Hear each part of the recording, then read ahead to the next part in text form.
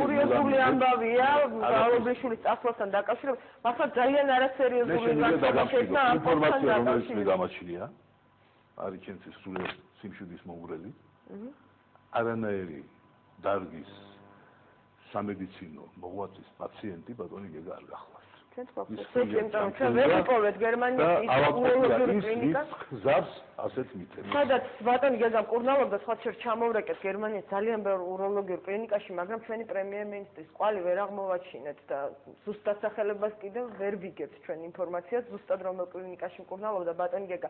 მაინც მინდა კითხოთ, სანამ იასთან გადავალ შეკითხვით, როდესაც გალობლიშვილი დანიშნეს პრემიერ-მინისტრად, მე მახსოვს აქ ჩვენ მქონდა გადაცემა და კითხავდით, რატომ გალობლიშვილი? დაახლოებით ესეთი მაგრამ კითხავების ფორმატი ჰქონდა. რატომ გილაური ახლა? ხო, აქ მე ნაკლები კითხვა მიშლებია. კარგი მენეჯერია, იქნებ კარგი მენეჯერია, გილაურის ნატურა ესეთი ტერმინია. შედარებითია იმ გუნდში, სადაც მას უწევს საქმიანობა, რასაკვირველია კარგი მენეჯერია. რასაკვირველია ენერგეტიკა მართალია მთელი ქვეყნის ძალისხმევით, მაგრამ მისი მინისტრობის პირობებში გამოვიდა იმ მდგომარეობიდან, რომელშიც ვიყავით საკმაოდ დიდი ხნის განმავლობაში.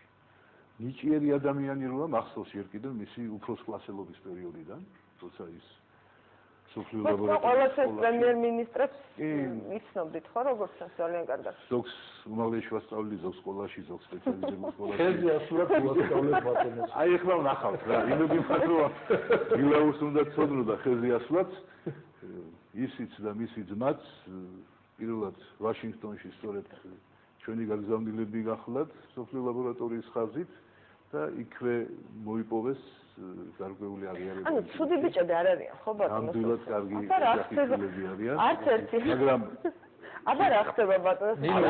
მე ბანში კარგი ბიჭი დგას ვერ წარმოვიდგინე. ოსტია დაწევლილი თუ რა ჯადოა განათლებული ხალხია, მაგრამ ერთხელ წაქცდა ფეხი და საკუთარ თავმოყვარეობასთან ვერ დარჩი პირნათელი და საკუთარ ღირსებას გვერდიდან ალმაცერად შეხედე, მე ძალიან ძნელია რომ იძახო მთელი ცხოვრება იცით ჩემი ბრალი არ არის და მე იმაზე პასუხს არ ვაგებდიო.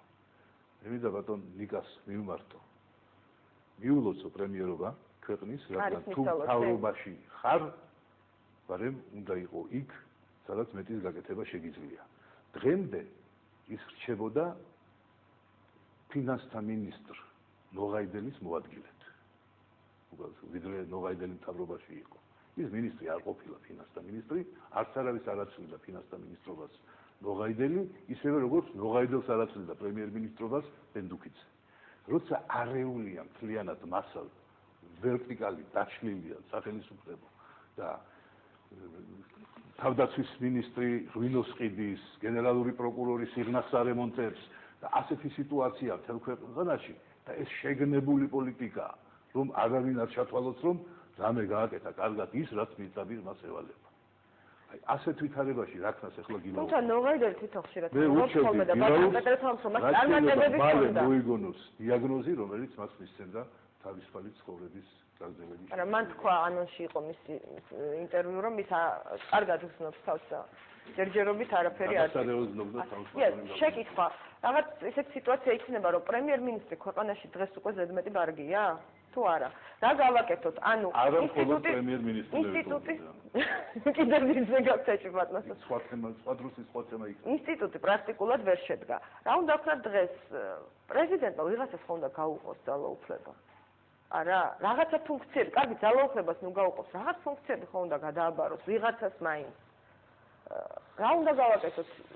უკრაინის მოდელისკენ უნდა ვისწრაფოდეთ, სადაც არის ძლიერი პრემიერი და ასევე ძლიერი პრეზიდენტი მიუხედავად იმისა, რომ ახლა გულაშვილი არ მეთანხმება, მეტნაკლებად ძლიერი მაინც არის იუშენ. როგორი უნდა იყოს? სად გავაუქმოთ ეს თეატრი? მე მაქვს ესეთი აზრი, ის რომ ადამიანი, რომელიც ინიშნება პრემიერ-მინისტრად, არ გრძნობს თავს ყარად ამ პოსტზე და დღეს უკვე ჩვენ საუბრობთ რა დიაგნოზი უნდა მოიგონოს თავისთვის ნიკა გილაურმა ან რამდენხანს იქნება პრემიერ-მინისტრი და ასე შემდეგ. ეს არის ძალიან ცუდი მთელი ქვეყნისთვის და მე გეტყვით რატომ ჩემ აზრს. ამ ქვეყნის ერთი ძალიან დიდი უბედურება არის ის, რომ ქვეყანაში არ არის სტაბილურობის განცდა, რასაც ძალიან დიდწილად განაპირობებს სწორედ ეს პრემიერების ხშირი ცვლა. განაპირობებს კი არა, თითქოს ეს არის რაღაცა თვალსაჩინო შედეგი იმისა და იმისა, რაც არის მიზეზი და თითქოს არ ჩანს, მაგრამ აი წარმოგიდგენთ, ჩვენ გვინდა დავგეგმოთ ჩვენი ცხოვრება, ხო? მე მაგალითად რაღაც გეგმები მაქვს ზაფხულისთვის, ან შემოდგომისთვის, ან გაზაფხულისთვის. ძალიან ბევრმა რამემ შეიძლება არიოს ჩემი გეგმები, როგორც ერთი მოქალაქის ამ ქვეყნის. ასევე ძალიან ბევრმა რამემ და კიდევ უფრო მეტმა შეიძლება არიოს ნიკა გილაურის გეგმები, რომელზეც მას აქვს როგორც პრემიერ-მინისტრს, ან როგორც უბრალოდ ადამიანს. და ასე შემდეგ და ასე შემდეგ. როდესაც ჩნდება ქვეყანაში სწრაფი ცვლილებების მოლოდინი და როდესაც შემდეგ პრეზიდენტი გამოდის და ამბობს, არა, მე დემოკრატიის მეორე ტალღას დავიწყებ, რომელიც ჩვენ მოგცემს სხვანაირი ცხოვრების პირობებს, სინამდვილეში ეს ყველაფერი არ თანხდება ერთმანეთს. იმიტომ რომ რამე ტალღა თუ იქნება ამ ქვეყანაში პირველ რიგში გვჭირდება, იმიტომ რომ ჩვენი პირადი ცხოვრება, ჩვენი პროფესიული ცხოვრება დავგეგმოთ. დაწყებული ნიკა გილაურიდან დამთავრებული აი ახალგაზრდებით, რომლებიც ახლა ჩვენს პირისპირ ხედავენ. არავის არ აქვს შანსი ამ ქვეყანაში, რომ ჩვენ დავგეგმოთ რამე. ამიტომ სწორედ იწყება საუბარი იმაზე, რომ მოდი ერთხელ და სამუდამოდ მოვათავოთ ეს სიტუაცია და დავიწყოთ სხვა ცხოვრება, სადაც ჩვენ გვექნება სტაბილური განვითარების პირობები, როგორც ქვეყანას და როგორც პიროვნებებს.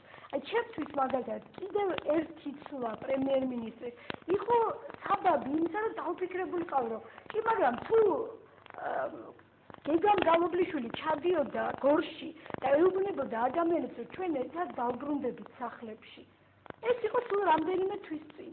იმავე ჩავა და ისიც იგივე. ხო, ისიც იმავე სიტყვით და ესე იგი ეხლა მოდი ვკითხოთ, აბა გეგამგალობლი რა გულისხმობდა 2 თვის წინ ამას რომ ამბობდა. და დღეს რა სიტყვის მიგეგმებდა, რომელიც მას მაშინ ჰქონდა. ამ ლოგიკით ხელისუფლებები და პრემიერები არ უნდა იცვლებოდნენ, სანამ რაიმე კონკრეტულ გეგმას არ დაასრულებდნენ. ასეთი არასტაბილურობა ქვეყანაში იწვევს განცდას და მოთხოვნილებას სწრაფი ცვლილებებისა. და ამ სწრაფი ცვლილებების მოთხოვნილება უჩნდებათ არა მარტო იმ ადამიანებს, რომლებიც კრიტიკულად არიან პრეზიდენტის მიმართ განწყობილი, არამედ ფაქტობრივად ყველას. ეს არის დღეს ყველაზე დიდი ხელისუფლების ცვლილებას? დიახ, ამას გულისხმობ, იმიტომ რომ ძალიან ბევრი ადამიანს ელემენტარულად უნდა რომ გაითვალისწინოს. დღეს მაგალითად ერთი ძალიან სიმპათიური ადამიანი საღამოს მიამბობდა, რომ ერთ სფეროში საქმე არის კარგად. მაგრამ ამბობდა, რომ ეს ამბავი არის მიბმული ერთ-ერთ მინისტრთან. და მე ვკითხე, რომ აღარ იყოს ის მინისტრი ხვალდაზე, ვაიმე, ღმერთმა დაიფაროს თქვა. ძალიან ცუდი რამე მოხდება. ვერ გეგმავს ადამიანი ვერაფერს. ანუ მთელი ამ საუბრიდან გამომდინარე საქართველოს სისტემები არ მუშაობს, სისტემა არ მუშაობს და პიროვნებებიც ყვეტენ ყველაფერს. არის ძლიერი პიროვნება, მას შეუძლია მაგალითად სურაბჟონიას მაგალითად გარკვეული რაღაცები შეცვალოს და გავლენა იქონოს. არის სუსტი პიროვნება. სხვა გამოსავალი არ არის შეპირვის გარდა. ძალიან ეხლა რომ გვინდა თუ არა ძლიერი პიროვნება ამ პოსტზე და ამ ძლიერ პიროვნებებსაც აღარ უნდათ ეს პოსტი, იმიტომ რომ პრაქტიკულად უნდა საქართველოში პრემიერ-მინისტრობა, სხვა შორს ეს საინტერესო. მე მგონი არავის აღარ უნდა. კონსტიტუციური ცვლილება თუ არ მოხდა, საქართველოში პრემიერ-მინისტრობას აზრი ეკარგება. იმიტომ რომ კონსტიტუციურად პრემიერ-მინისტრი არაფერს არ წარმოადგენს. და თუ არ შეიქმნა რომ აი ამ პრემიერ-მინისტრს ექნება უფლება რომ თავდაცვის სამინისტროში და ყველგან ასე ვთქვათ თავისი სიტყვა თქვას, მოითხოვოს ანგარიში, პასუხი აგებინოს იქ ვიღაცას, მანამდე აზრი არ აქვს რა აზრი აქვს. ეხლა არის ფაქტიურად პრეზიდენტი არის პრემიერ-მინისტრიც და პრეზიდენტიც. რეალურად ეს პარლამენტის თავმჯდომარეც. ხო გინახია თქვენ აი ესეთი შპს, სადაც არის პრეზიდენტი, გენერალური დირექტორი და კარისკაცი, ერთკაციანი შპსები როა. დაახლოებით ეგეთ სიტუაციაში ვართ. რეალურად ეგ არის და შედეგი აი მენეჯმენტის შედეგი სახეზეა, იმიტომ რომ რაც ითქვა წეგან ბატონ ზურაბთან დაკავშირებით, ხო? ჟვანიას გულისხმობ. ერთმა გაანათლოს. მე ვამბობ, რომ ეს დაიწყო მაშინ